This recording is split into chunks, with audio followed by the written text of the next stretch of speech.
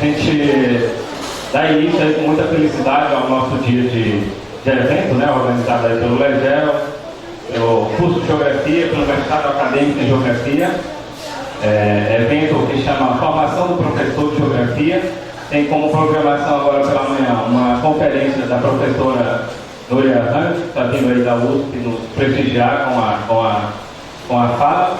Antes de mais nada, eu queria dar um salve, né, a vocês que em plena greve, né, estão aqui e sinalizam um pouco de que greve não é férias. Né? A gente está aqui, já tinha uma programação pensada, montada para hoje, o que mostra que os laboratórios, os grupos de estudos, eles continuam trabalhando. Tá? E queria desejar a vocês um bom dia de evento. Né? Como diz o próprio Rubem Alves, carpe diem, né? Que em latim quer dizer aproveitem um dia, saboreiem um dia.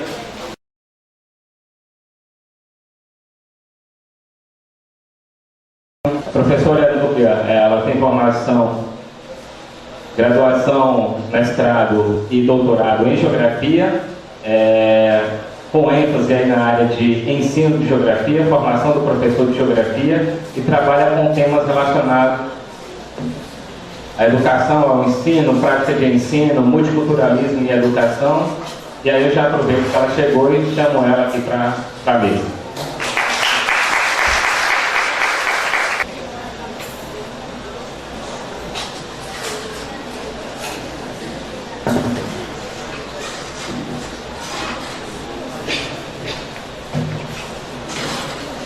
Bom dia. Inicialmente eu queria agradecer o convite para participar do evento. Fiquei muito feliz, sobretudo porque não conhecia Sobral.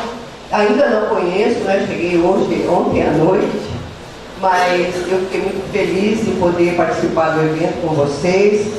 Quero parabenizá-los pela realização do evento numa situação de greve, e muitas vezes é exatamente nessa situação de greve que nós podemos nos encontrar em situações diferenciadas. Né? A greve constitui um outro tempo, são outros encontros, outras formas de conversar e de participar de uma atividade como é a greve, que se compõe, né, em um momento de muitas atividades. E eu fico muito feliz de vocês estarem aqui neste momento, e quero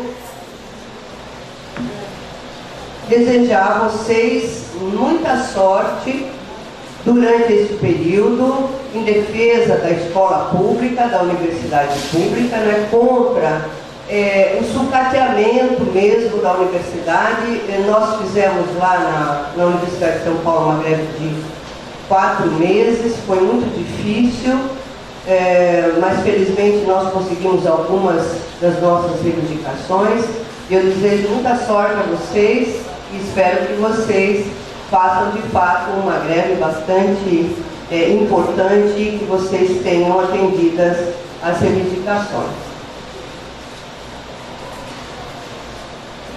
Bem, antes de começar, eu queria falar um pouquinho do lugar de onde eu falo. Eu sou professora da Universidade de São Paulo, mas eu já fui professora da escola pública durante 10 anos em São Paulo, fui diretora de escola, trabalhei na Secretaria da Educação do Estado de São Paulo, e é muito interessante porque em cada lugar nós vemos a escola, dependendo do lugar onde estamos, temos uma visão da escola.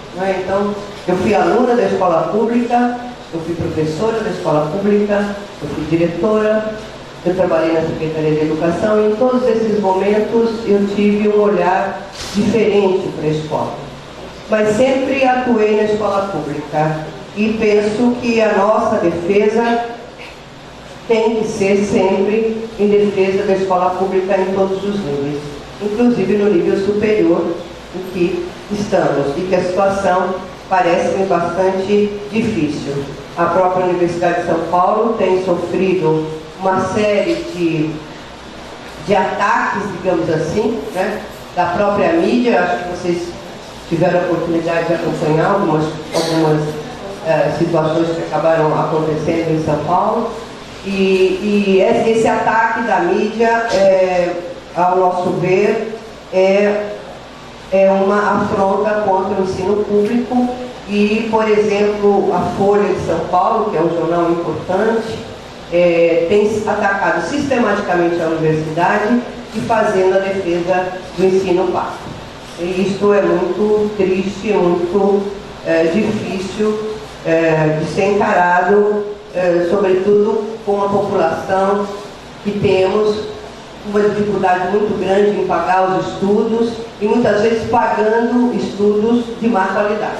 Né? Acho que aqui no caso de vocês a situação é diferenciada, mas em São Paulo nós temos a maior parte dos cursos de licenciatura são dados por instituições privadas. E em São Paulo, por exemplo, nós temos 2 cursos de geografia gratuitos, que é o curso da Universidade de São Paulo e do Instituto Federal. Nós temos uma população de mais de 11 milhões de habitantes e são 2 universidades, só tem 2 cursos gratuitos, um número restrito de vagas. E isso é bastante complicado. Bom, eu vou falar um pouco, o tema do encontro é formação do professor, não é? E práticas, como é o tema do encontro, práticas de ensino e estágio supervisionado, não é isso? Eu vou falar um pouco sobre a formação de professores e vou falar um pouco sobre o estágio. Na verdade, eu queria um pouco conversar com vocês, não é? Eu não sei exatamente qual é a realidade de vocês aqui do ponto de vista dos cursos, do curso de prática de ensino, de metodologia de ensino e a forma como vocês têm encaminhado o estágio.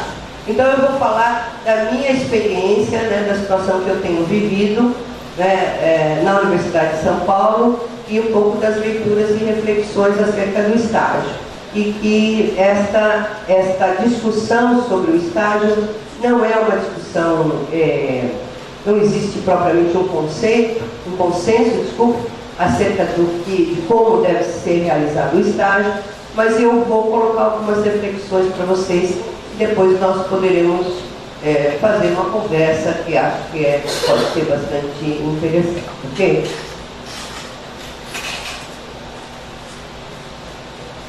Bem, falar sobre a profissão de professor, nós que somos professores, todos, se não somos ainda, vamos ser, não é? Vocês estão fazendo curso de licenciatura, vocês têm bacharelado em licenciatura aqui, não é? E a possibilidade de que o endereço profissional de vocês seja a docência é muito grande. E isso é uma coisa muito importante, sobretudo porque o papel do professor e da formação do professor é um papel estratégico, né, do ponto de vista de que é essa formação que, de certa forma, condiciona o desenvolvimento econômico e social do país. Ou seja, é a educação que é um dos condicionantes mais importantes para o desenvolvimento social e econômico do país. Embora o curso de formação de professores deva ser considerado um curso estratégico, pelas razões que eu coloquei, existe uma situação bastante contraditória no país sobre a formação de professores. Há uma discussão da questão de que muitos autores caracterizam a sociedade que estamos, o momento que estamos vivendo, da sociedade da informação e do conhecimento. E numa sociedade de informação e do conhecimento, ela não existe sem a escola. E, portanto, sem os professores. Então, nós temos uma situação bastante ambígua, que é, por exemplo, né, a importância da formação dos professores e a importância e da centralidade do professor do ponto de vista da educação e a sua desvalorização, seja no âmbito profissional, seja no âmbito acadêmico. Né? Há um certo senso comum de que a profissão de professor, qualquer um pode ser professor. Né? É possível, se você sabe a área você conhece, né, do ponto de vista dos conteúdos da sua área de conhecimento, isso basta e você pode ser professor.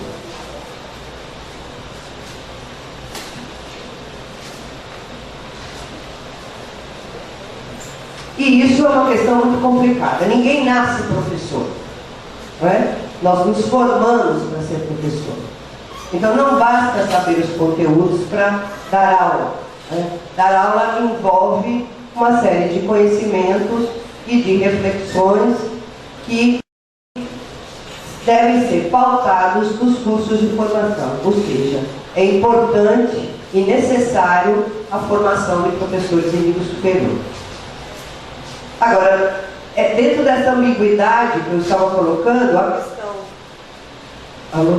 a questão da profissionalização, que envolve um processo de valorização profissional, de formação e salarial, é muito complicado. Primeiro porque nós temos no país uma situação bastante difícil, né, frente ao contingente de professores que atuam sem formação. É uma situação dramática. Eu considero que 48% dos professores que dão aula e não têm formação é uma situação muito difícil, ok? E nós temos que ter professores com formação. Desculpe.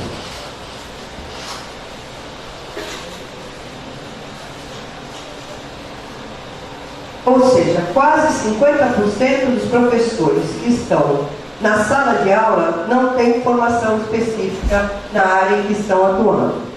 A próxima tela tem aí os dados que são do MEC. O MEC lançou um documento em 2009 cujo título é Escassez de Professores do Ensino Médio. Esses dados são dados para o ensino médio do país. Então, quantos docentes que atuam em determinada área têm formação nessa área? Ou seja, deste percentual, quantos professores que dão aula de geografia são formados em geografia? 26% dos professores do ensino médio no país que dão aula de geografia são formados em geografia. Mas a situação da geografia não é a mais difícil, digamos assim, não é? Física, por exemplo, 9% dos professores que dão aula de física são formados em física no país. Isso é dramático. Isso é dramático. As áreas em que você tem maior formação, que são biologia, língua portuguesa e educação física, ainda assim, metade desses professores que dão aula nessas áreas são formados nessas áreas especificamente. É difícil, né? Por exemplo, língua estrangeira, 29% dos professores que dão aula de língua estrangeira não são formados em língua estrangeira.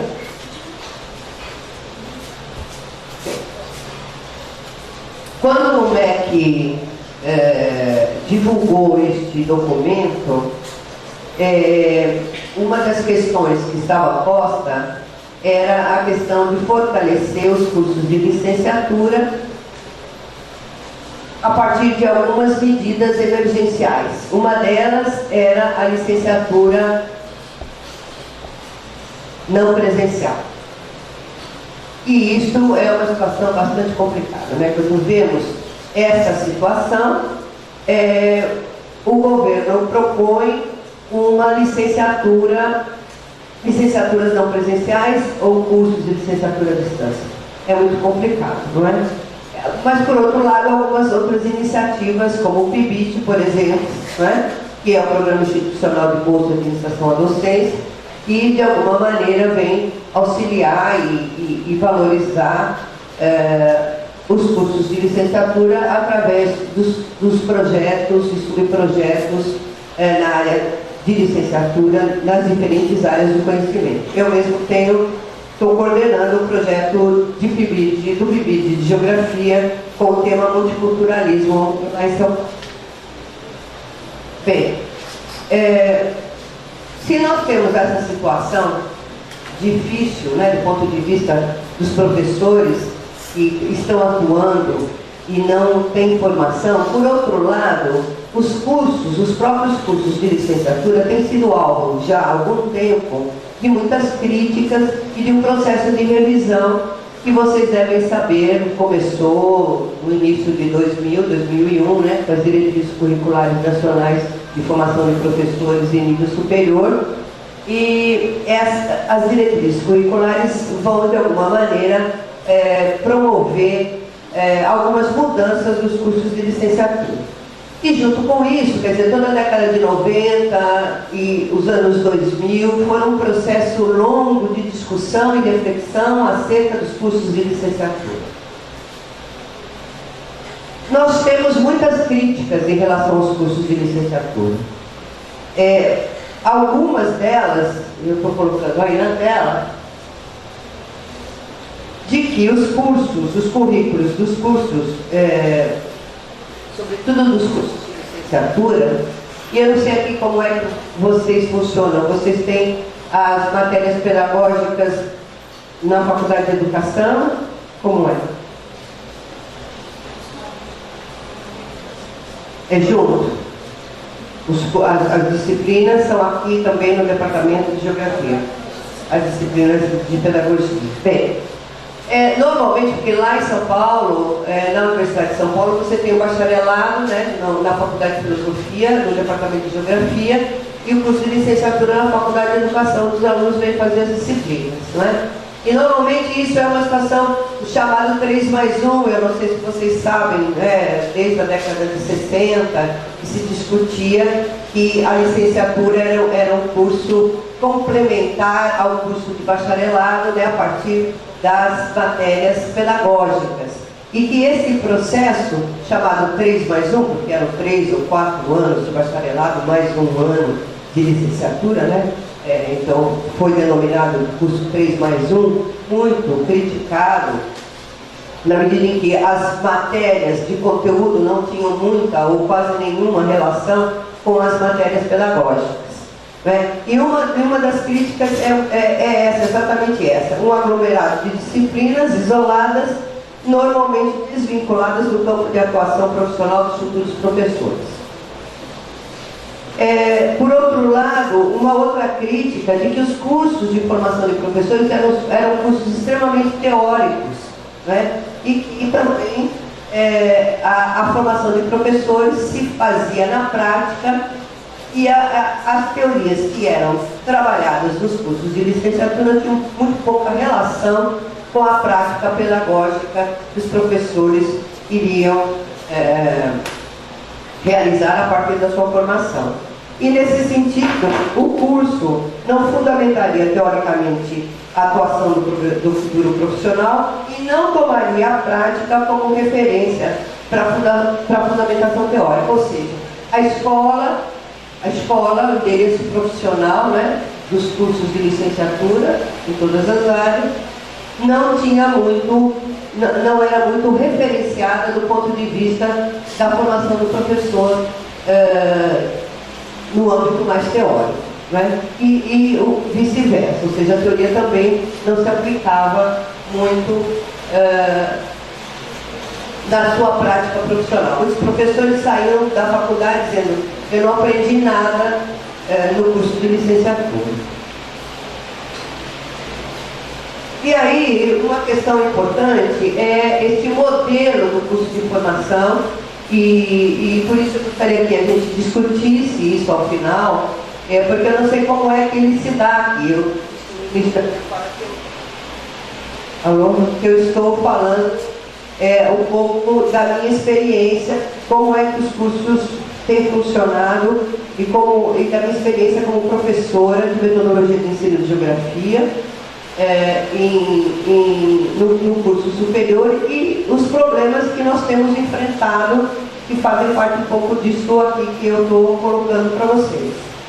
é esse currículo normativo dos cursos de formação de professores, que tem como paradigma, como modelo, né, esta perspectiva positivista, né, da racionalidade técnica e instrumental, ou seja, primeiro eu aprendo, depois eu aplico. Não é? Então a ideia dos cursos de licenciatura também é muito muito nessa perspectiva do paradigma positivista da racionalidade técnica e instrumental. Os cursos são instrumentais, ou seja, eu instrumentalizo, né, o professor, ele aprende as técnicas, os métodos, o que não quer dizer que eu seja contra o professor aprender as técnicas e os métodos, acho que o professor tem que aprender, né? Mas é preciso entender que esta situação, que o ensino só se dá em situação, né? E por mais que eu aprenda as técnicas e os métodos, a situação em sala de aula é sempre uma situação específica, contextualizada, e nem sempre aquilo que eu espero para uma classe se efetivamente se configura como tal.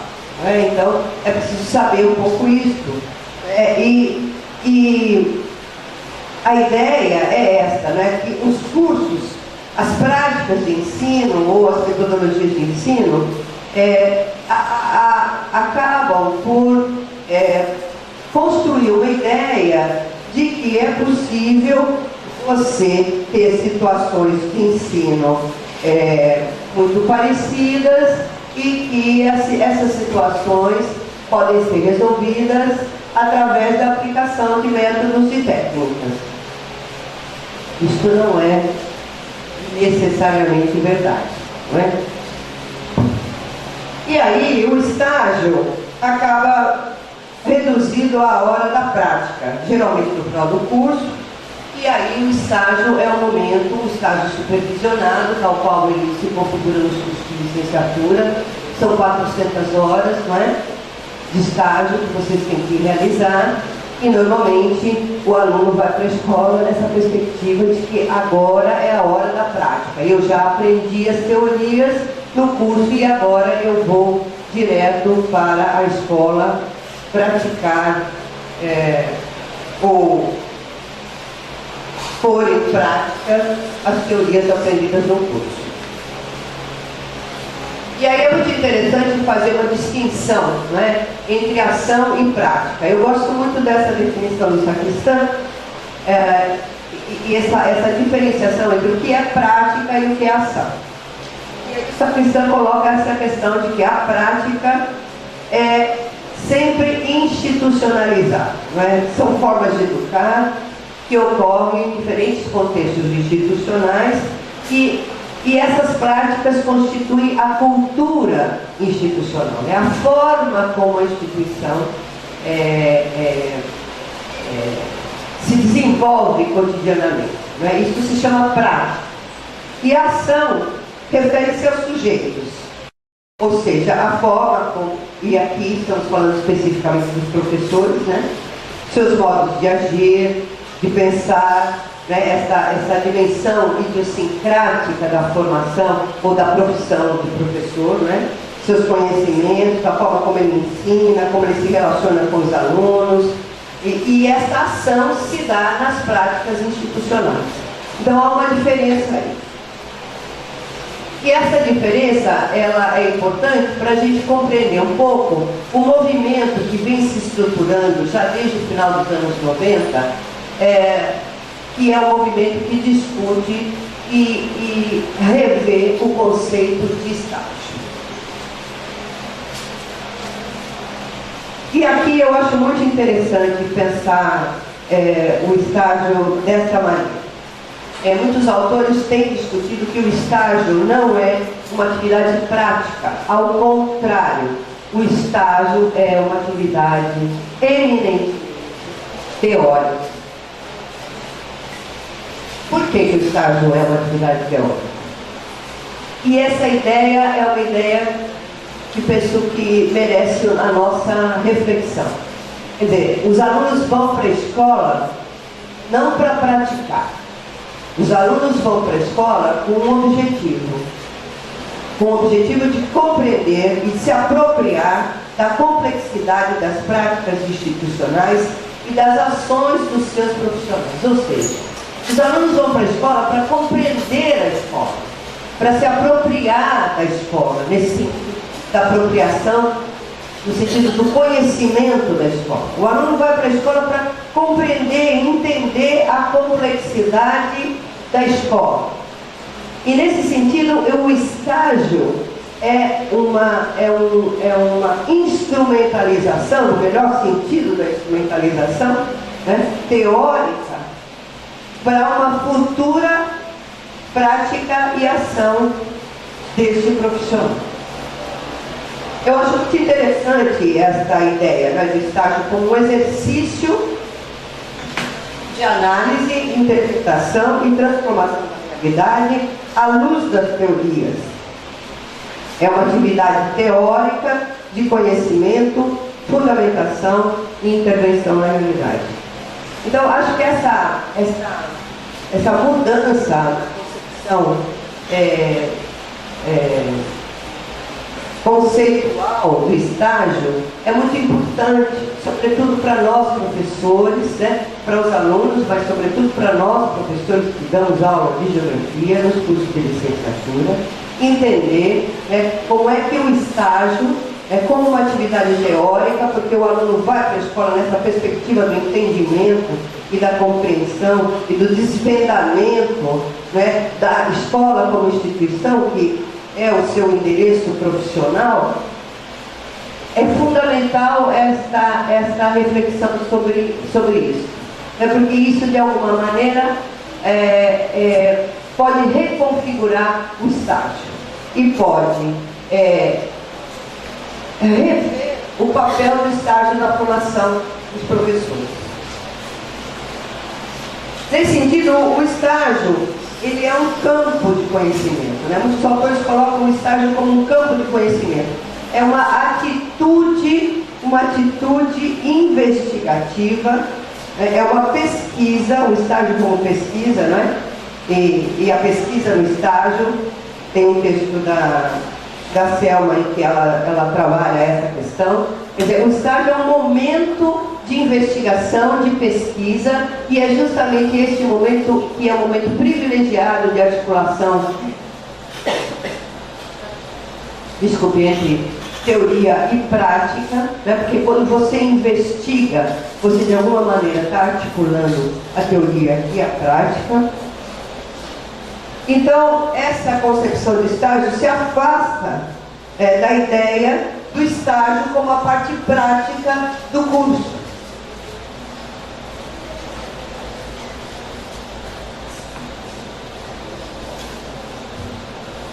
E aí tem um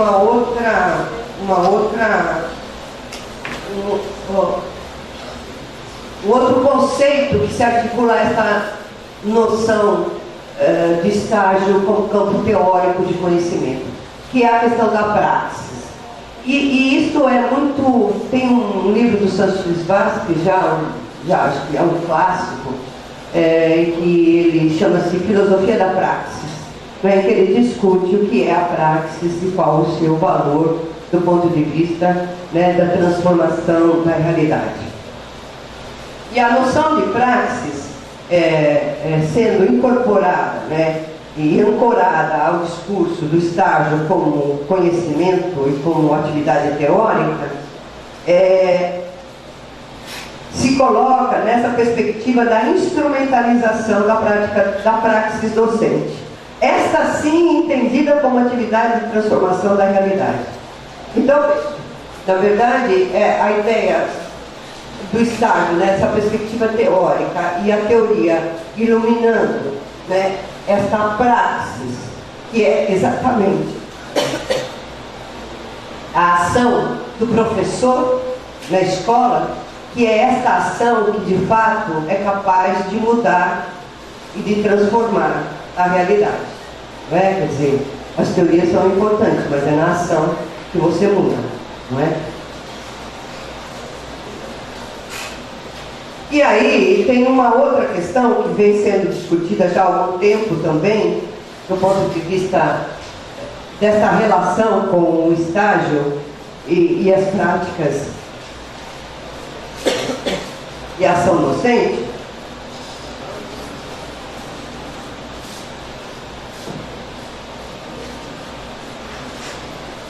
que é a questão da epistemologia da prática, uma epistemologia da prática, que diz respeito a conferir um estatuto de conhecimento ao desenvolvimento dos saberes docentes em situação escolar. Ou seja, os professores têm um conhecimento importantíssimo, né, do ponto de vista da sua experiência profissional, e este conhecimento que vem da experiência não é reconhecido e legitimado como conhecimento.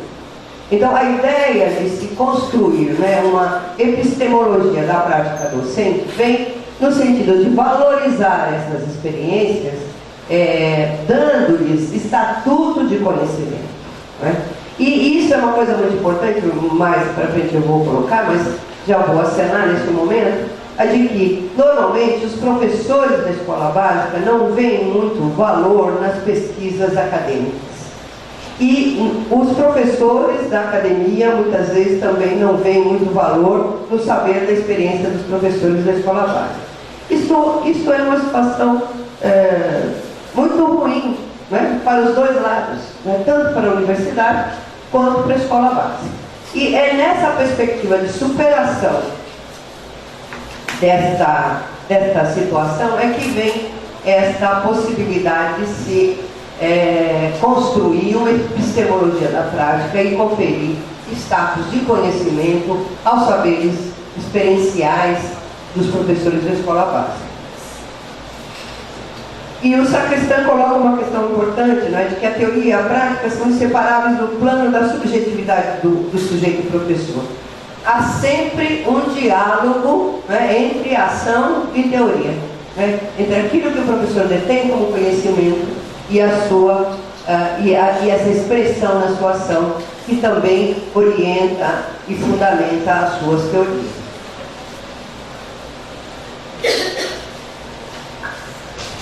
E junto, né, com essa questão do estágio de uma epistemologia da prática, vem uma discussão sobre a formação do professor reflexivo, né? Eu não sei se vocês têm discutido, mas acho que vocês já conhecem o Donald Schoen, né, que é um teórico, digamos, formulador, né, da ideia do professor reflexivo. E o que é essa ideia do professor reflexivo? Em tese, seria o professor que não só dominaria as técnicas e os métodos de dar aula, mas seria capaz de refletir sobre a sua prática, né, seria capaz de analisar e refletir, analisar, repensar e transformar a sua prática docente, né? Essa ideia do professor reflexivo é uma ideia já clássica aí nos escritos sobre educação. Mas alguns teóricos também começaram a fazer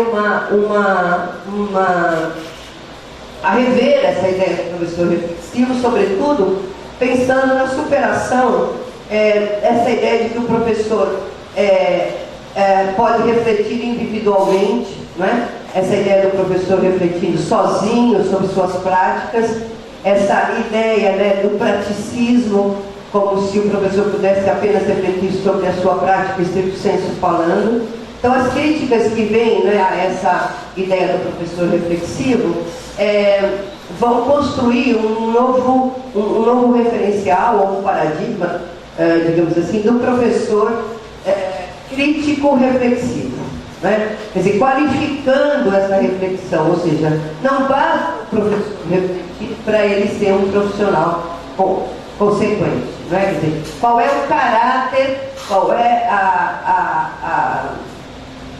o papel dessa reflexão.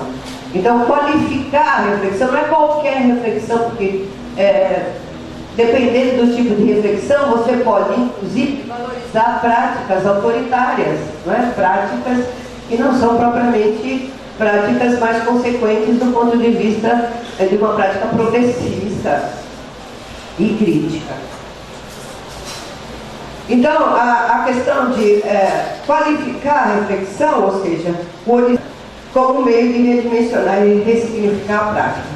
Então, essa reflexão crítica é, sobretudo, uma reflexão de contexto, ultrapassando a ideia de que o professor, sozinho, né, na sua sala de aula, ou em casa, ele vai pensar sobre a prática descontextualizar. Ou seja, a ideia da crítica é uma ideia da crítica do ponto de vista social, econômico, de contexto, né, onde se situa a escola dele. Ou seja, nós não podemos dar aula, né, quer dizer, pensar na formação do professor estricto sensu como um trabalho de sala de aula, sem que nós entendamos o que é a escola, em que contexto político, econômico, social se insere a escola que vamos atuar, né? Qual é o papel da escola na sociedade? Que sentido tem a escola? Que sentido tem a formação de professores e a minha atuação como professor de geografia? Qual é o sentido de ensinar geografia na escola básica? E aí tem uma fala muito interessante de um professor lá da Faculdade de Educação. Ele diz assim, ele é professor de matemática, e nós sabemos que algumas disciplinas são mais valorizadas que outras na escola pública, não é mesmo? Ou na escola básica. Geografia, por exemplo, digamos que não é uma disciplina tão valorizada quanto matemática, língua portuguesa, não é isso? Mas ele diz assim, os alunos não têm que aprender matemática, língua portuguesa, nem história, nem geografia. Os alunos não estão na escola para aprender isso. E aí pensamos, por quê? Os alunos estão na escola para quê? E aí, depois a gente discute isso. Mas aí, em uma mesa que eu estava lá em Paraná, uma professora perguntou para mim por que é que os alunos não gostavam de geografia. E aí eu disse para ela, bom, os alunos gostam do quê?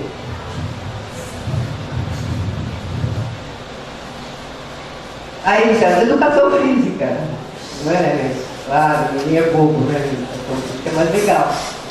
E aí disse, não é que os alunos não gostam de geografia, né? Os alunos não gostam das disciplinas da forma como elas vêm sendo trabalhadas na escola, nem de matemática, nem de português, nem de nada. Eles gostam de ir para fora e jogar bola.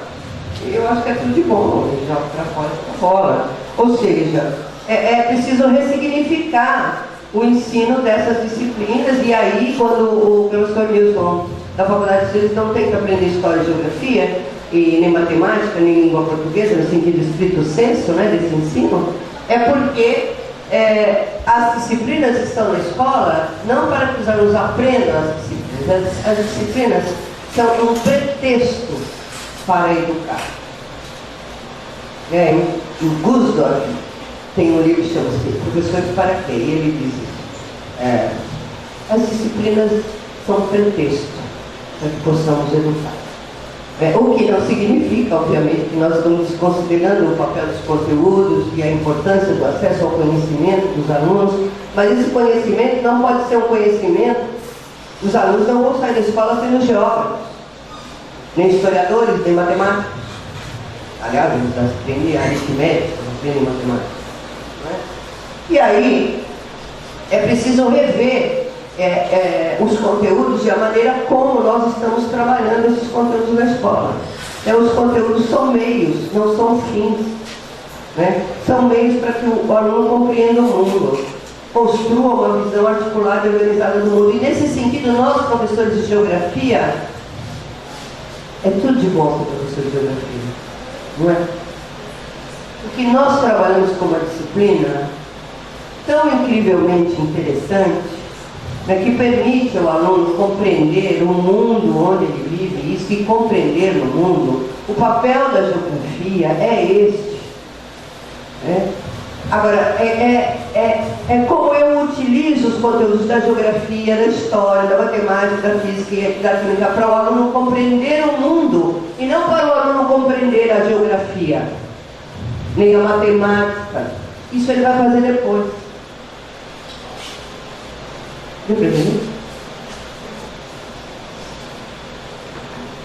mas normalmente se tem privilegiado, né, que a escola tem passado por uma retomada do conteudismo, né, no pior sentido deste conteudismo.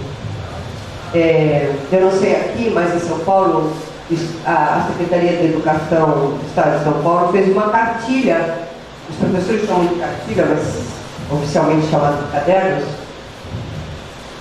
onde os professores seguem, né, este caderno, por isso chamam cartilha, com todos os temas definidos aula por aula, e os professores têm que cumprir aquele processo. Isso é dramático. Dramático. Onde está a autonomia do professor, né, na definição e na prática do currículo? Em São Paulo, quase nenhuma. Autonomia tem o professor. Bom, essa discussão sobre dificuldades e limites, exatamente, e quais são as condições que os professores têm na escola de fazer uma reflexão crítica acerca do seu trabalho, acerca da sua prática e da sua ação. Nós temos problemas sérios. Problemas de natureza política, que é, por exemplo, o que acontece no estado de São Paulo, onde os professores recebem uma cartilha para ensinar aquilo que está escrito na cartilha. E logo na primeira edição da cartilha, foi muito interessante, porque a primeira edição da cartilha tinha o seguinte texto na introdução: os professores em São Paulo têm uma formação muito deficitária e, portanto, os cadernos são importantes para orientar e dirigir a prática docente. Isso estava na primeira edição das cartilhas, depois na segunda edição eles já tiraram. Estou dizendo, bem, o professor é mal formado e, de fato, temos que considerar que no estado de São Paulo, né, acho que aqui vocês têm uma situação diferenciada, mas no estado de São Paulo, 95% dos professores que dão aula na rede pública estadual são formados em cursos de licenciatura nas faculdades privadas, muitas delas com custos de qualidade bastante duvidosa. De fato, muitos professores têm uma formação precarizada. Agora, não é dizendo aos professores o que eles têm que fazer que eu vou resolver o problema da má formação desses profissionais. Não é? Quer dizer, a meu ver, o Estado teria que assumir a formação de professores, né? Porque é uma coisa muito interessante, porque em São Paulo você tem o setor privado formando professores cujo interesse profissional é o setor público de ensino básico, né? O setor privado de ensino superior forma os professores, daí o Estado tem que assumir a formação continuada, que muitas vezes também não assume, desses profissionais que têm uma situação difícil de formação, né? E muitas vezes pagam por uma formação de má qualidade, muitas vezes cursos à distância. Em São Paulo, por exemplo, os cursos de licenciatura das faculdades privadas que cobravam 350 a 450 reais a mensalidade, estão sendo fechados os cursos presenciais porque os alunos estão optando pelo curso à distância que cobram, em geral, 130 reais para fazer o curso à distância. Nós discutimos essa questão na Faculdade de Educação e chegamos à seguinte questão, a seguinte posição. Nós somos contra a formação de professores, a formação inicial de professores em cursos à distância. Os cursos à distância podem ser considerados como opção numa situação de formação continuada, em situações em que é difícil você ter acesso aos lugares, mas não como formação inicial. As relações pessoais, que são a base da formação de professores, não existem nos cursos à distância. A Sociedade de Biologia do Rio de Janeiro soltou um comunicado dizendo o seguinte: olha, biólogo não pode ser formado à distância. Professor de biologia pode, mas biólogo não. Bem, então temos problemas de natureza política, né, da possibilidade dos professores fazer uma reflexão sobre sua prática docente, né? Quando você tem cadernos orientadores da prática, quando você tem problemas de formação inicial e quando você tem problemas de ordem teórico-metodológica também, não é? Quer dizer, em que medida os professores podem se constituir como pesquisadores da sua própria prática na escola, não é? Que condições institucionais eles têm, que condições teórico-metodológicas e referenciais eles têm, ou seja, são dificuldades, normalmente nós falamos, né, a nossa discussão teórica, né, de valorização desse professor crítico e reflexivo, tem que considerar também as dificuldades para que isso ocorra. E as dificuldades são muitas, inúmeras, ou seja, não é fácil constituir um professor crítico e reflexivo. Bom, e aqui pensando nos cursos de formação de professores, é importante pensar, não é? Que o estágio, né, como centralidade, pensar o estágio como centralidade do curso de formação de professores, mas não o estágio da forma como ele, obrigado, e não o estágio da forma como ele vem sendo praticado. A ideia é pensar o estágio a partir de atividades que valorizem a pesquisa e a reflexão.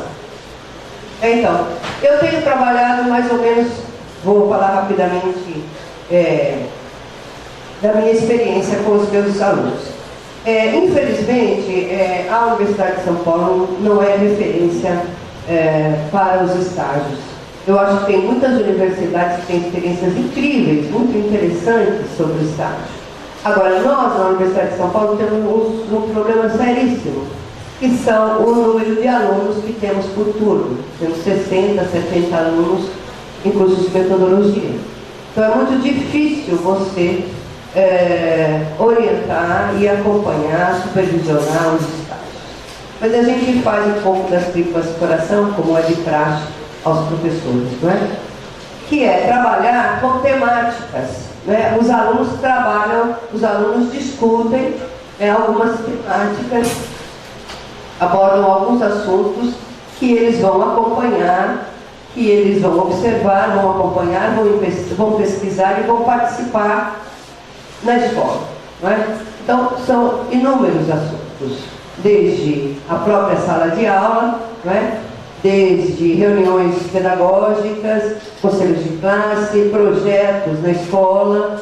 Então, os alunos vão definindo, eles que vão construindo o seu estágio a partir de um tema de observação, acompanhamento e pesquisa. Eu tenho trabalhado um pouco nessa linha com os meus alunos. E alguns temas, como por exemplo o multiculturalismo, é um tema que os alunos vêm trabalhando, né? Ou seja, acompanhar, né? Como é que a escola tem tratado temas, né, envolvendo o preconceito, a construção de estereótipos, a discriminação, né? O preconceito de toda ordem, racial, religioso, o bullying, né? Como é que essas questões vêm sendo trabalhadas na escola, ou como não vêm sendo trabalhadas.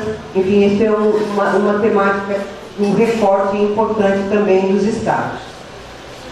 E o estágio como investigação das práticas pedagógicas, superando, portanto, o estágio como um componente do curso. Quer dizer, o estágio não seria mais um componente, mas ele seria um corpo de conhecimentos do curso de licenciatura. Então a ideia é uma ideia bastante interessante, que é a próxima tela, que é o seguinte: o estágio, a ideia é que o estágio deve começar no início do curso.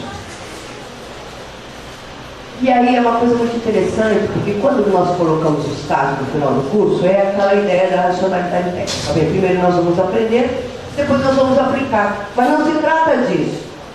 Não se trata de aprender e depois. Se trata de aprender sempre. Se trata do estágio da escola básica se constituir como campo de conhecimento do curso como um todo. E aí é muito interessante pensar o seguinte: Quando os alunos escolhem, né, a licenciatura, quando eles têm a oportunidade, desde o começo do curso, ter a escola como parâmetro de reflexão e de conhecimento, os alunos podem ir aprimorando a sua escolha profissional, né, na medida em que vão compreendendo melhor a escola. Eu não sei aqui com vocês, eu acho que a situação de uma cidade como Sobral ou outras cidades menores de São Paulo, a situação das escolas campo de estágio deve ser diferenciada. Eu imagino que deve ser melhor do que em São Paulo, onde você tem inúmeras escolas com experiências às vezes traumáticas. O aluno vai fazer o estágio e volta dizendo: eu não consigo professor. Muitas vezes passando por situações difíceis. As escolas em São Paulo normalmente não gostam de receber os estagiários, né? Nós temos alguns convênios com poucas escolas em que os alunos são recebidos de maneira mais organizada. Então a experiência com o estágio, muitas vezes, ao invés dela ela contribuir para a formação e contribuir para a construção de uma ideia, né, da escola e da profissão, ele acaba por comprometer este conhecimento. Isso é muito ruim.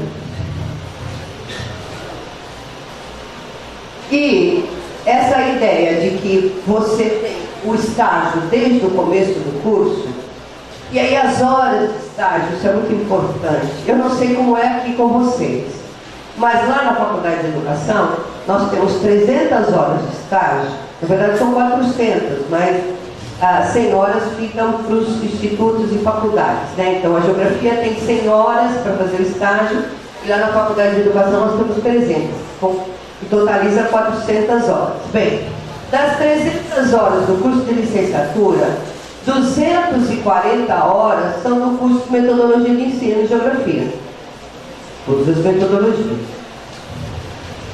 E as outras 60 horas são distribuídas entre os cursos de Psicologia 20 horas, Didática 20 horas, Poeb 20 horas.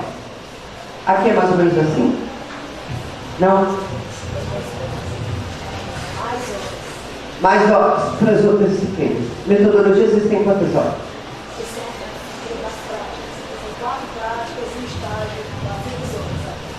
Vocês têm 4 práticas. Prática 1, 2, 3 e 4. E o estágio.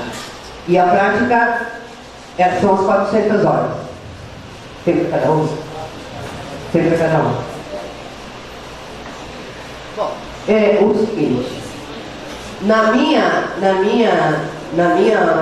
universidade, o curso de metodologia tem 240 horas, metodologia 1 e 2, né? 120 e 120. 240 horas. E a ideia, por que é que nós temos os cursos de práticas ou de metodologias, né? Que aliás o nome práticas também é muito estranho, né? Porque nenhum curso é estritamente prático, né? Nem estritamente teórico, né? Mas essa ideia da teoria e da prática é muito esquisito, mas por que o curso de metodologia tem 240 horas de metodologia de estágio? Por uma razão simples. É porque a concepção do curso de formação de professores é uma concepção instrumental. O que importa é o aluno compreender e saber técnicas e métodos para ir à aula. Então, por isso que tem todo esse número de horas de estágio no curso de metodologia. Quando a ideia de que o estágio seja um campo de conhecimento posto para o curso no seu coletivo, no seu conjunto, né, e que você não tenha horas extremamente, ou seja, privilegie as horas de estágio para os cursos de metodologia ou de prática de ensino, como se o curso fosse exatamente um curso instrumental. E a ideia de que os cursos de formação de professores não são cursos instrumentais é uma questão, é um avanço, eu considero. Então nós não podemos manter essa ideia de que o estágio tem que ser feito ao final do curso, né, como uma parte prática. Não, o estágio é uma dimensão teórica importantíssima do curso de formação de professores, nessa perspectiva de tornar a escola básica campo de conhecimento permanente desde o começo do curso. Essa é uma outra ideia, né? E aí os alunos vão tomando conhecimento da escola e trabalhando com esse conhecimento no decorrer e ao longo do curso. Bem, essa ideia, né, da pesquisa acadêmica, não é, que o Zechner, o Kenneth Zechner, acho que vocês conhecem, ele é professor da Universidade de Wisconsin, em Madison, nos Estados Unidos, e ele tem um trabalho muito interessante. Ele dá aula na universidade e ele montou uma sala da escola, uma escola básica, que está a 2 quilômetros da universidade. E ele resolveu, ao invés de ir para a universidade, ele vai para a escola. Ele vai para a escola e fica lá, conversa com os professores, desenvolve projetos com os professores, e ele começou a... Então, o que ele está falando aqui? Ele está falando dos Estados Unidos, que serve muito bem para nós, né? Ele está dizendo que a pesquisa acadêmica tem sido estranhamente educativa, né? E que, na verdade, essas pesquisas, muitas vezes, acabam por se constituir em prescrições para os professores seguirem, né? Então, ele está fazendo esse trabalho na escola e começa a perceber o quanto os professores não querem saber da academia, né? E muitas vezes esse conhecimento da academia se constitui mesmo em políticas prescritivas. Por exemplo, as cartilhas que foram feitas em São Paulo para os professores seguirem foram feitas em muitas áreas por professores da Universidade de São Paulo. Então, se por um lado a pesquisa acadêmica não tem reconhecimento, né, por parte dos professores da escola básica, também os professores da universidade não têm reconhecido o trabalho dos professores da escola básica. Então, são mundos que não se cruzam. E o Zechner está fazendo essa experiência muito interessante, é um texto dele em que ele relata um pouco isso. E ele diz o seguinte, que lá nos Estados Unidos, as pesquisas que envolvem a escola básica não têm prestígio acadêmico. Eu já vi isso em algum lugar. E não tem, inclusive, financiamento facilitado. E aí ele disse, eu não me conformo como a minha universidade, que é tão perto dessa escola, eu nunca ouvi nenhum professor vir aqui na escola para ver o que está acontecendo na escola básica. Bom, para finalizar, acho que eu já até escolhi o tempo, não? Essa ideia, né, de parceria, e aí eu penso que o PIBID é um programa interessante que tem proporcionado essa parceria, né, entre a universidade e a escola básica.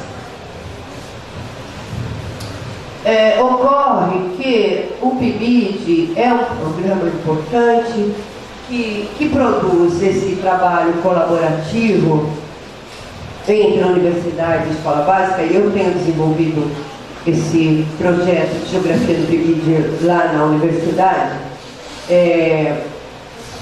de maneira muito interessante. Nós temos feito grupos de estudo com os professores, supervisores das escolas. É muito interessante esse trabalho. Mas o PIBID precisa ser ampliado. Quer dizer, um projeto, a Universidade de São Paulo, segundo as normas do PIBID, você só pode ter um subprojeto por área de conhecimento. Então, em geografia, nós só temos um subprojeto na USP. Quer dizer, e sou eu que coordeno o projeto, que sou da Faculdade de Educação, mas tem muitos professores da FEBELESTE, do Departamento de Geografia, que gostariam de ter outros projetos, mas que não podem ter, porque por institucionalmente você só pode ter um subprojeto por área de conhecimento. Então, o PIBID precisa ser ampliado. Eu reconheço que foi um movimento importante do governo, né, no sentido da valorização dos cursos de licenciatura, mas ainda muito restrito, né? Penso que O estágio também deveria ser pensado, né, do ponto de vista como uma iniciativa da universidade, mas com suporte das políticas públicas, no sentido de constituir o estágio como residência, né, os professores como tutores, né, o estágio ser considerado como alguns autores chamam de escolas clínicas, né, onde o aluno vai fazer uma residência de 2 anos, né, pelo menos, né, nas escolas durante ou pós o seu curso de licenciatura. É preciso ressignificar o estágio, é preciso que as universidades tenham iniciativas no sentido de valorizar os cursos de formação e, sobretudo, o papel dos estágios dos cursos de licenciatura, e as políticas públicas desse campo também venham constituir aí um fator de valorização dos cursos. O texto do Zerner, que eu falei para vocês, é esse aqui, ó, Paralelo à Divisão de Professor e Pesquisador Acadêmico. Vamos conversar depois, é só isso. Obrigada, gente.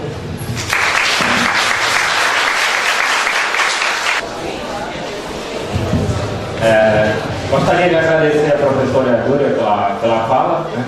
Tanto do ponto de vista teórico, quanto também quando ela traz um pouco da experiência dela, da realidade de São Paulo, né? Acaba por enriquecer bastante as nossas reflexões aqui, né? Algumas coisas ali se assemelham, outras não, e a ideia de trazer sempre o nome para refletir junto com a gente.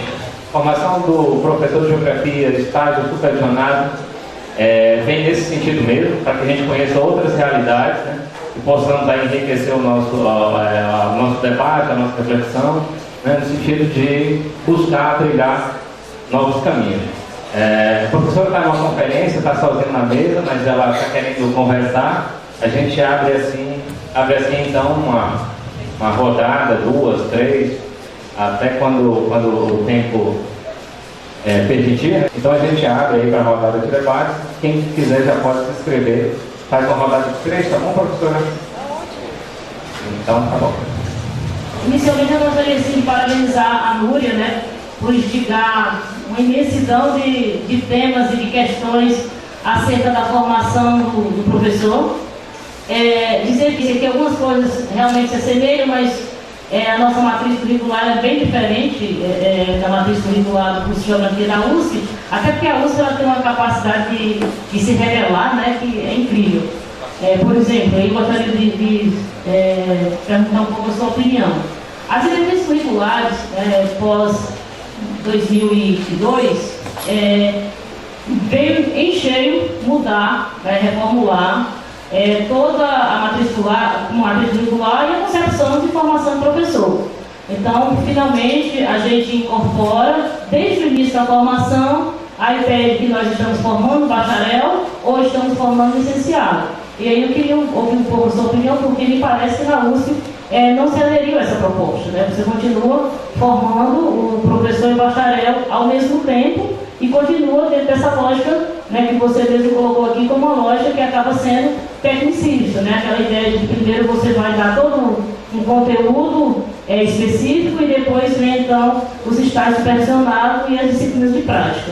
Então eu gostaria de ouvir um pouco a sua opinião sobre como é que está esse debate em torno das nossas licenciaturas. Aqui a gente conseguiu no Ceará criar em 2005 o chamado Fórum Permanente de Formação de Professor, onde a gente dialogava com a pedagogia e as demais licenciaturas, né, entre um diálogo com as outras universidades, inclusive, tanto as outras universidades estaduais como a própria Universidade Federal.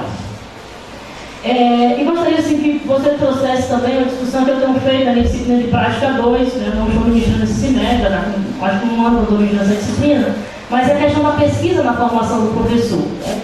A gente meio que desconstruir essa ideia de que quem faz pesquisa é o bacharel, ou que a gente faz pesquisa enquanto professor, da educação básica, é uma pesquisa menor, digamos assim. E essa ideia própria da pesquisa, quando a gente está lidando com a formação do professor, que a gente não pode se deter a uma pesquisa puramente voltada para as questões de metodologias de ensino, ou também somente ligada à questão dos conteúdos específicos desse campo disciplinar, no nosso caso, geografia. Mas um bom professor de geografia, ele tem que sair daqui minimamente sabendo pesquisar e sabendo conceber o que ele entende sobre política educacional, sobre avaliação, sobre planejamento, sobre movimentos sociais, enfim, sobre gestão escolar, porque senão a gente não vai, na minha opinião, avançar realmente na discussão do que seja pesquisa e do que seja pesquisa no âmbito da formação do professor. Eu gostei muito da sua fala quando você discute por que se vai à escola, né? Essa é uma pergunta que eu tenho me feito muito, sobretudo quando a gente tem a oportunidade de ter uma interlocução maior com a educação básica. Cada vez eu me pergunto, né? Por que o nosso aluno ele vai à escola e como é que o professor percebe a saída do aluno da escola?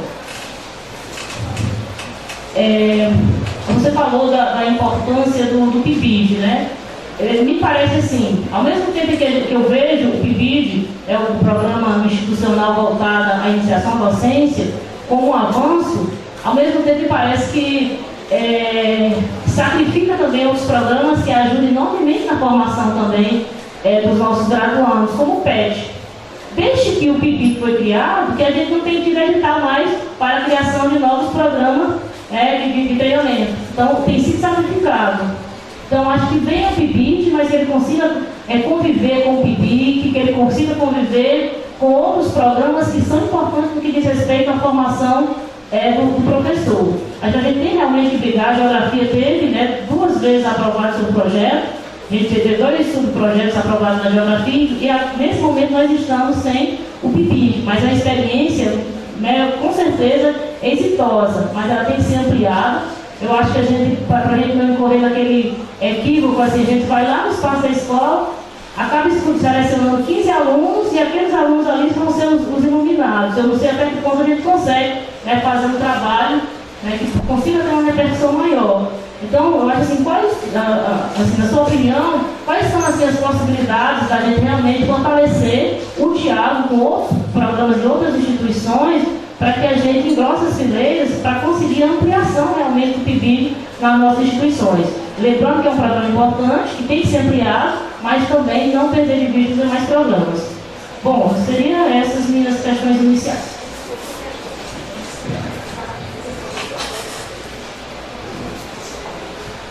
Eu gostaria de parabenizar a professora pela fala, bastante esclarecedora. E, bom, eu acho que o problema da licenciatura também passa pelo problema da valorização do ser professor. Diferente de vocês, as nossas licenciaturas, a grande maioria das licenciaturas no Nordeste, as disciplinas pedagógicas estão inseridas na própria formação do aluno. Mas mesmo assim, a grande maioria dos cursos de licenciatura em Geografia são cursos de licenciatura em Geografia que o aluno entra nesse curso, mas acha que está fazendo um curso de bacharelado. Aí o que é que ocorre? Ele vai ser bolsista do CNPq, da FUCAP, e aí ele passa a sua vida acadêmica fazendo uma pesquisa, e quando chega nas disciplinas de estágios, ele quer se ausentar da escola. Ele não quer entender o universo da escola, ele não quer pesquisar a escola, porque ele acredita que esse universo de pesquisa é menor. Então ele acha que entender a escola, pesquisar a escola é menor, mas ele sabe usar um mapa, uma bússola e um GPS, ele é bacana, vai para a sala de aula e os meninos vão adorar e aplaudir. Assim, há uma desvalorização pelo próprio aluno da formação do professor. Eu acho que isso é o nosso calcanhar de Aquiles. Eu não sei se isso é uma coisa que acontece no Sul, mas isso é uma coisa muito presente nos cursos de licenciatura do Nordeste. Como resolver isso? Trazendo o estágio para o primeiro semestre, inserindo o aluno no mundo da escola desde o primeiro semestre, ampliando o PIBID. Eu fui coordenadora do subprojeto PIBID aqui na Geografia. E era muito interessante que o aluno, quando ele está com uma bolsa de pesquisa do PIBID, ele vê a escola de uma forma. Quando ele não é aluno do PIBID, deixou de ser do PIBID, vai para o estágio, ele vê a escola de outra maneira. É menor fazer pesquisa no estágio sem a bolsa? É isso? Será que se o PIBID fosse ampliado, que nós teríamos uma valorização do ser professor, com uma bolsa, é isso? Essa parte de refletir um pouco.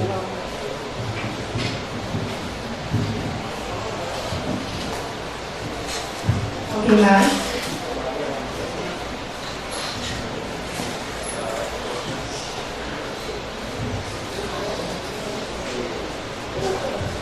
Bom dia, eu me chamo Mariano, sou aluno do mestrado, orientando o professor Virgínio, e observando sua fala, eu percebi que você compartilhou com uma ideia que eu já conheci, que existe um ranço, né?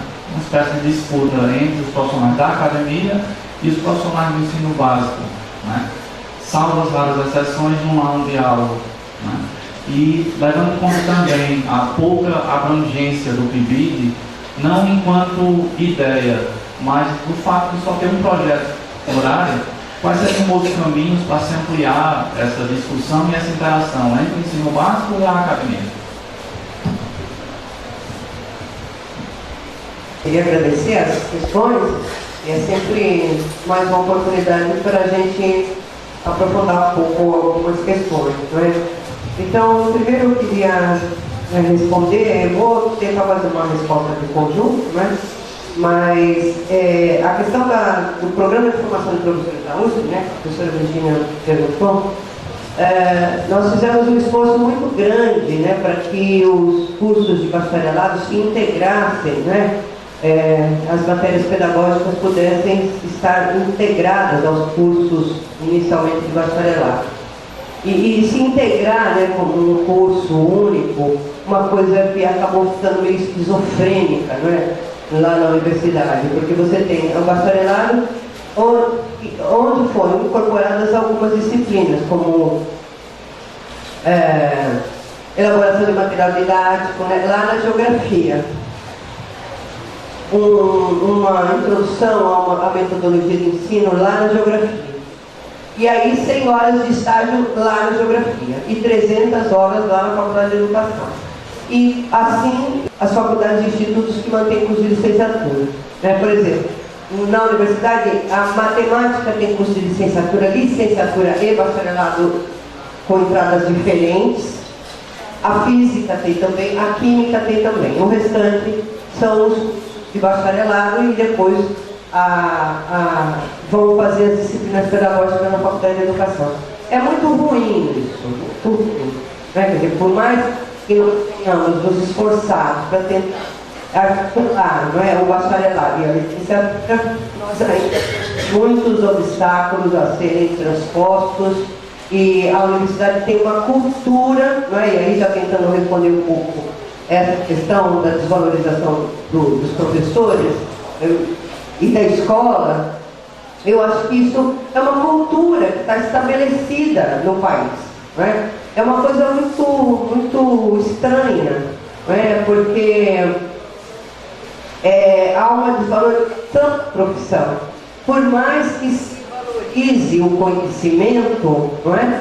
E a informação, né? Dentro desse paradigma da sociedade da informação e do conhecimento, como é possível você valorizar a informação e o conhecimento e não valorizar os professores, e não valorizar a escola?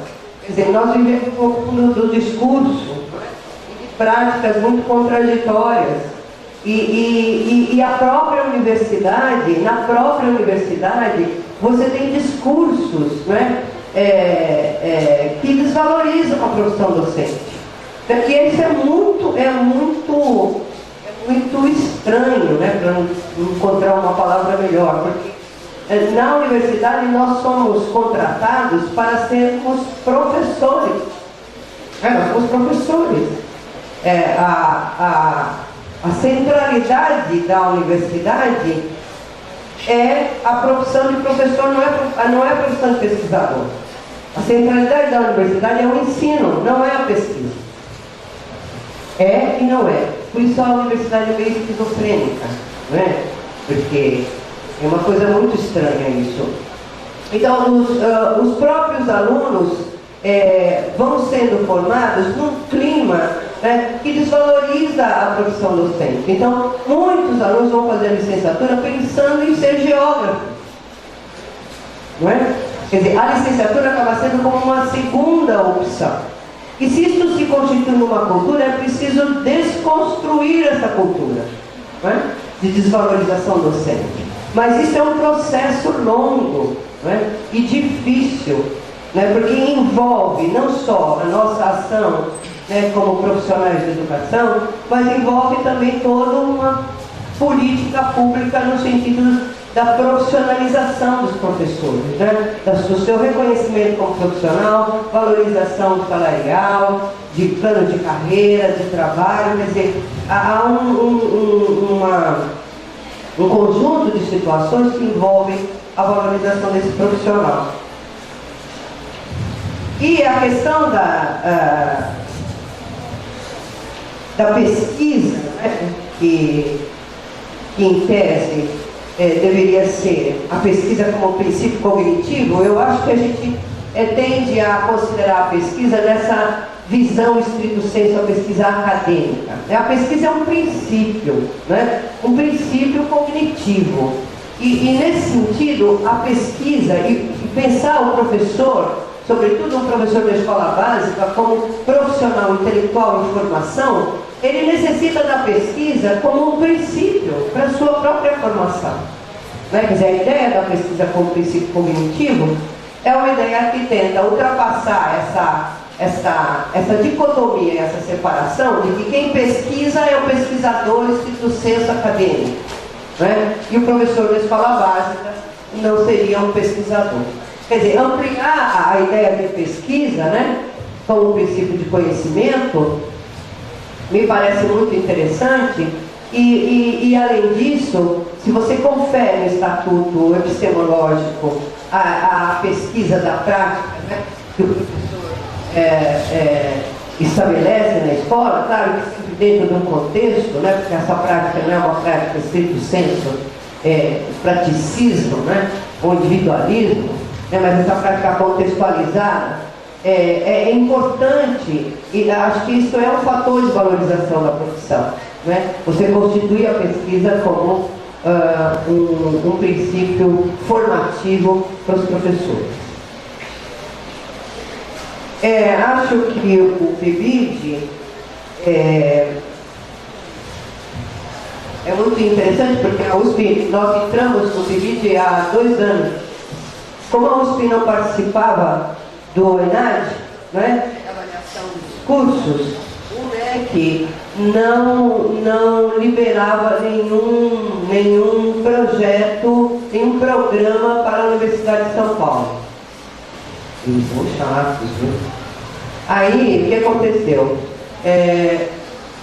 Houve lá algumas incursões junto ao MEC para que a universidade pudesse participar do PIBID. E aí, mesmo a USP não participando do Exame Nacional de Curso, o PIBID foi liberado para a Universidade de São Paulo. Então, só há 2 anos nós estamos trabalhando com o PIBID. As universidades federais e as próprias estaduais estão trabalhando já há algum tempo, né, com o PIBID. Tem uma tradição dos programas do PIBID com as escolas. Eu acho mesmo que o PIBID é complicado, você não pode ter um programa em detrimento de outros, né? Quer dizer, você tem que ter um projeto em que os programas se conversem, né, e se articulem em prol da formação do aluno. Né? Essa que é a questão de fundo. Agora, eu acho que a questão da bolsa, por exemplo, existiu uma discussão no MEC, no Conselho Nacional de Educação, sobre o fornecimento, a instituição de bolsas de incentivo aos cursos de formação de professores. Para que todo mundo tivesse bolsa e todo mundo pudesse fazer o curso com uma bolsa, né, como uma forma de valorizar os cursos de formação docente. Bom, isso era uma proposta, uma questão que foi colocada já há algum tempo, mas até hoje nós não temos uma política nesse campo que valorize dessa maneira os cursos de formação. Mas acho que o PIBID é uma proposta, né, de trabalho, mas muito difícil difícil, né? Porque essa ideia do PIBID como programas de colaboração, que eu acho que é muito importante, né? Por um lado, para tentar então responder a pergunta do Mariano, e que eu penso que não é só através das políticas públicas que você pode fazer e tentar superar esse distanciamento entre a universidade e a escola básica. Eu acho que as políticas têm uma importância, mas penso que a universidade tem que tomar iniciativas também, né? Iniciativas no sentido de buscar esses trabalhos conjuntos e colaborativos. Não, acho que não. Tá bom. Com a escola básica, porque eu penso que essa situação, esse isolamento, tanto da universidade quanto da escola básica, não ajuda ninguém, né? Então, mas eu penso que essa história, por exemplo, da residência, o que está acontecendo em São Paulo? São Paulo é uma situação... bom, acho que vocês sabem, né, que o governador foi eleito no primeiro turno, nosso, ele não é meu, verdade? Mas foi eleito no primeiro turno, uma situação dramática da educação em São Paulo, e mesmo assim, né, com um estado com um recorte conservador muito grande, que se elegeu o governador Geraldo Alckmin, do PSDB, mais uma vez. E é muito complicado isso, né? Porque para a gente e para quem é professor, quem trabalha na escola, percebe a dificuldade, né, de trabalhar na instituição pública com o governo, como o governo que foi eleito e já está no poder em São Paulo há 25 anos. Né? O PSDB governa o estado de São Paulo há 25 anos. E isso é uma situação difícil, né? Porque isso não tem se traduzido em políticas consequentes para a melhoria da escola básica, sobretudo da escola básica, mas também da universidade, né? A universidade está sendo sucateada também. Então isso é muito difícil. Nós acho que temos ideias, mas temos algumas dificuldades, e talvez grandes dificuldades, para consolidar alguns projetos que seriam importantes para valorizar os cursos de formação de professores. Obrigada. A gente assegura então mais uma rodada aí de questionamentos, perguntas, né? E aí a Valdeciane está lá pronta para receber aquele que quer fazer o seu questionamento, sua pergunta, apontamento.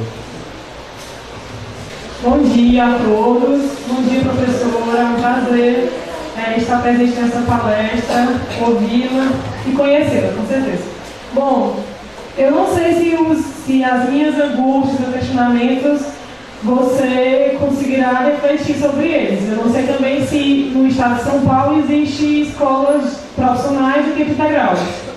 Não sei. Então, a minha indagação é quanto ao currículo de escola de tempo integral. É como fazer realmente um currículo que possa ser integrado com a base regular, a base comum e com uma base técnica. A gente percebe muito que essas escolas de tempo integral, ela funciona muito com o teor mesmo tecnicista. E quanto à base comum, ela é super desvalorizada nessas escolas. Então, essa é a primeira indagação. E a segunda, que já é muito comum essa indagação, é quanto a como realizar pesquisas e projetos com os alunos, que eles gostam muito, quando a carga horária do professor é tão cansativa, 40 horas, eu dou 27 aulas semanais, certo? Então é muito complicado você dar aulas em 12 turmas diferentes e conseguir pensar em projetos. Eu consigo pensar em projetos, mas não em pôr em prática. E principalmente, a questão é essa, mas principalmente quando a escola funciona de acordo com as demandas externas. A gente percebe muito isso. As escolas do nosso estado, elas funcionam de acordo com as demandas externas, principalmente quanto às avaliações. Lhes parece que vão dar resultados à escola, vão dar status à escola, E aí nós nos propomos muito se realmente os alunos estão conseguindo ter algum apoio reflexivo, algum pensamento realmente sobre a educação. E a gente percebe que a escola, atualmente, ela está tendo, cada vez mais, ela está perdendo sua função. Eu percebo muito isso, eu estou ficando muito preocupada com isso. O aluno ele vai para a escola já pensando em dar 5 horas, em acabar, certo? Então, por quê? Ele não vê funcionalidade naquilo. Então, a gente percebe muito que há um despreparo, talvez por nossa parte, dos professores, e também por conta dessa complexa relação que há entre a base comum e a base técnica, quando também a escola, a gente percebe que a nossa área de ciências humanas ela é supervalorizada. E também outra coisa, quando nós estamos dando uma aula, acaba, quando a gente está começando a refletir sobre o assunto, acaba. Aí o aluno já vai para a aula de matemática, ou seja, quebra totalmente o raciocínio e a lógica realmente do pensamento que deveria estar naquele momento.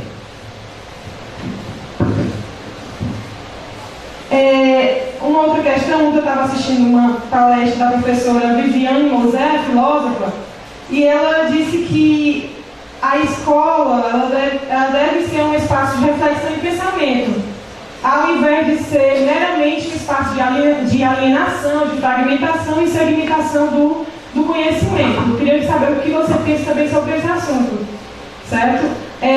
Até porque nós vivemos na atual fase do capitalismo globalizado, um bombardeio de informações, e ao mesmo tempo estamos num momento contraditório quanto à imaturidade social, econômica e ambiental dos jovens.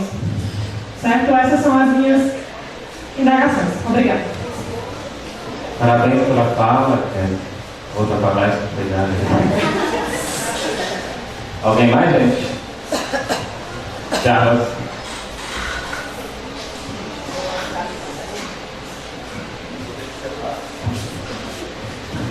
Bem, gente, primeiramente, bom dia. Sou o Jarbas, aqui aluno da casa, certo? Eu vou ser bem breve na minha fala, e nada melhor para falar do que alguém que foi 2 anos e meio do PIBID, tá certo? E eu considero que não ter mais a bolsa do PIBID aqui na casa da geografia, seria agora 20 bolsas, foi uma grande perda, porque eu aprendi bastante no período de 2 anos e meio que eu estive, tá certo? Bom, uma questão que me chamou bastante a atenção, primeiramente, parabéns, professora, na fala da professora, foi a questão de que o aluno deve entender o mundo e não a geografia, tá certo? Esse entender a geografia fica para outros momentos, ou seja, se ele de repente escolhe ser um geógrafo ou um biólogo e tal, nesse sentido, né?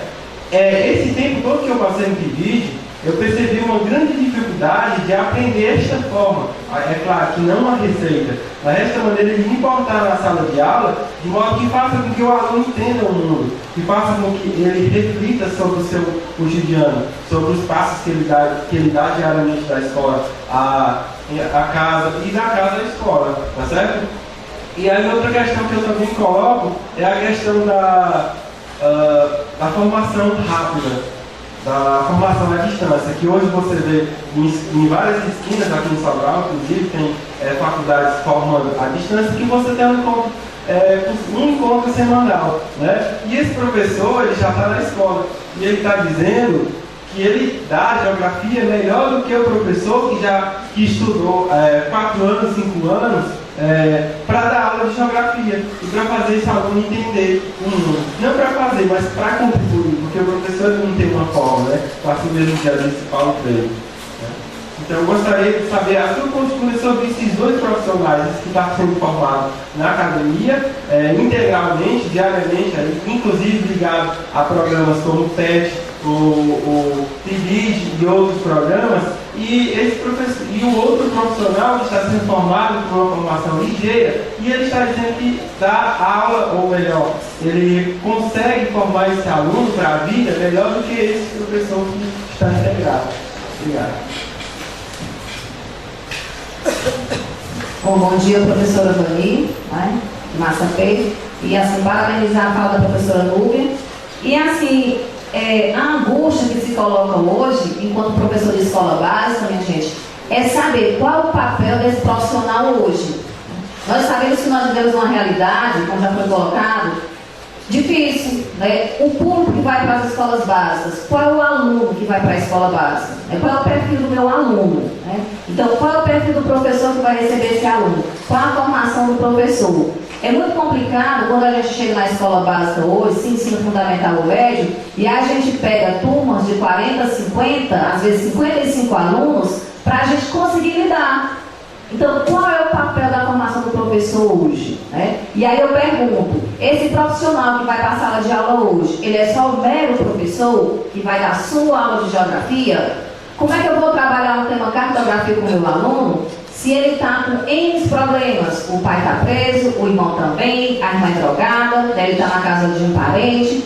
Então, qual é a missão do professor hoje? E eu gostaria que a professora me respondesse essa pergunta. Como é que o professor vai conseguir lidar hoje em sala de aula? Ele é o mero mediador, ele é o mediador do conhecimento, ele é o psicólogo, ele é o confidente. Qual é o papel do professor na sala de aula? Eu vou permitir que a professora faça aí um apanhado geral das três falas. Antes disso, eu quero fazer também aqui um testemunho de uma situação de aula com os alunos de estágio, não vai no sentido de pergunta, mas só para endossar também as reflexões. Outro dia eu estava com meus alunos de estágio 3, ainda nesse semestre, discutindo dois textos. Né? Um falava de formação do professor de modo geral e um mais especificamente relacionado ao estágio. Né? E os dois textos favoreciam a ideia de que é preciso pensar de modo utópico a educação, a formação do professor, questão daqui a pouco que acaba desvalorizando, rotulando, definindo a escola, predefinindo, e a coisa não avança como acho que deve ser. Né? Falava da necessidade que tem do aluno também saber se posicionar diante da coordenação, diante dos alunos, saber negociar o seu espaço, saber se posicionar, para que o professor, a escola, o próprio aluno está lá, saiba o que ele está fazendo ali. E aí foi interessante que eu estava fazendo uma rodada de debates, e aí quando o debate estava lá rodando, um determinado aluno ele sempre falava assim, isso é muito bonito, isso é muito importante, mas depende muito da escola, depende do professor. Aí o debate rodava de novo e chegava nele. Aí era de novo, mas isso depende da escola, depende do professor, depende do aluno. Rodava, não, mas cada realidade não dá para rotular. Aí ele lança um desafio, professor, eu gostaria que você fosse dar aula para mim, na regência, fosse fazer aula para mim. Você acredita tanto nessa teoria, né? Aí, você acha mesmo que essa teoria tem serventia? Aí foi a minha hora de voltar com a colocação dele, né? Depende do aluno também, né? Então seria só para endossar a reflexão, e você pode pegar lá o microfone dela, Lourdes? Só para endossar a reflexão, tá? Muito bem. Tudo depende do professor, do aluno, da instituição, não é? São os contextos que são sempre importantes. Eu acho que vocês fizeram questões muito importantes, talvez eu não dê conta de respondê-las, me desculpe, mas eu quero registrar aqui o meu prazer de ver as questões e o envolvimento de vocês com as questões educacionais, e que eu acho que é sempre muito importante.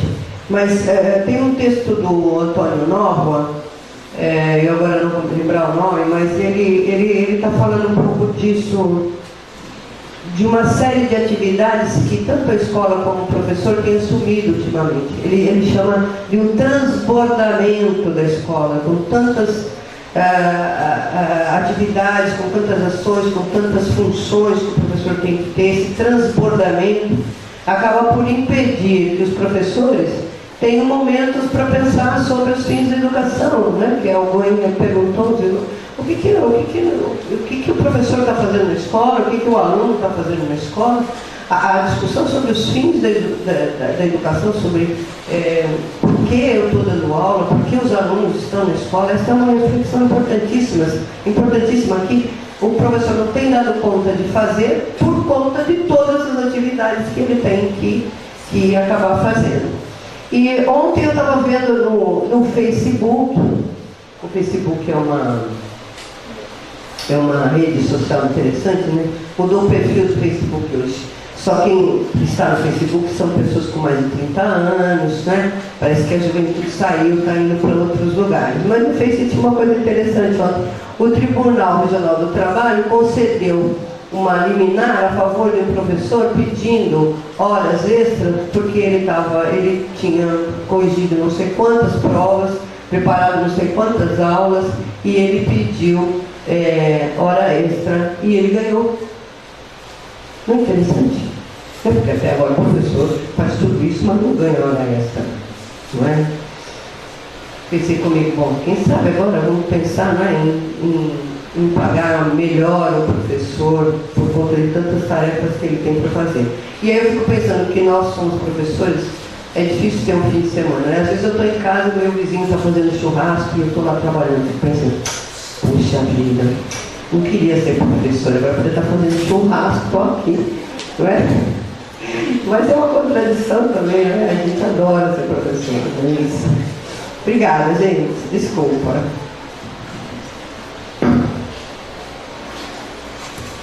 Então agora a gente faz, né, agradece a professora Núria e dizer que quem quiser estender um pouquinho mais a conversa com a professora Núria Rangel, 14h30 a gente se encontra no Legel para um espaço de discussão e certamente vai voltar por alguns pontos desses que foram debatidos, que não deu para serem estendidos agora pela manhã e outros também, tá? Então se sintam convidados.